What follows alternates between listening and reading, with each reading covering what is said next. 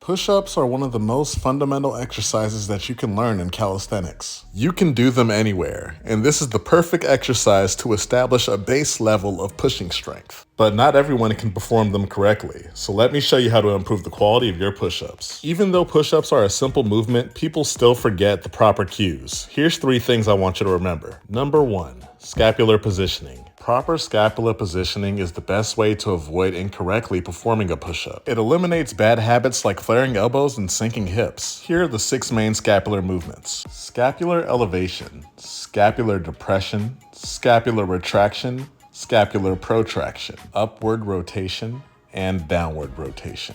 Practicing these scapular movements and improving your scapular mobility is key to advancing your lifting and in calisthenics. And one of the best ways to practice is scapular push-ups. We're going to focus heavily on the retraction and protraction of the scapula, paying heavy attention to retracting on the bottom of the rep and protracting at the top. Number 2. Body position. Keep your arms straight and shoulder length. You can turn your hands slightly outwards if you're experiencing any wrist pain. Do not let your hips sink. Squeeze your core. Lean forward slightly on the decline, keeping tension on your chest. Apply full body tension to your muscles. Keeping your legs spread apart will give you an easier push-up. Squeezing your thighs together will put more tension on your core and increase the difficulty. Number 3. Proper progressing. If you're new to doing push-ups and lack upper body strength, you can use elevation. Using elevation is good because progressing is simple. As you build strength, you move closer to the ground. Elevation is also great because it alleviates a lot of the stress off your wrist joint. Now let's say you're not a beginner and you want to build strength using push-ups only. There is 3 methods that I will recommend to you. The first one is using elevation to increase the range of motion of every push-up you're doing. The second method is adding any weight or resistance bands to your pushing movements. The third and final method is changing the variation of the push-up that you are doing. The variety of push-ups are extensive, and using these variations is a great way to build strength and body mastery. Now let's review what we learned. We learned how to properly position our scapula, as well as apply full body tension to our body, and the proper beginner and advanced progressions. Remember, we want to choose quality over quantity when it comes to our push-ups. If you guys have any questions, leave a comment below.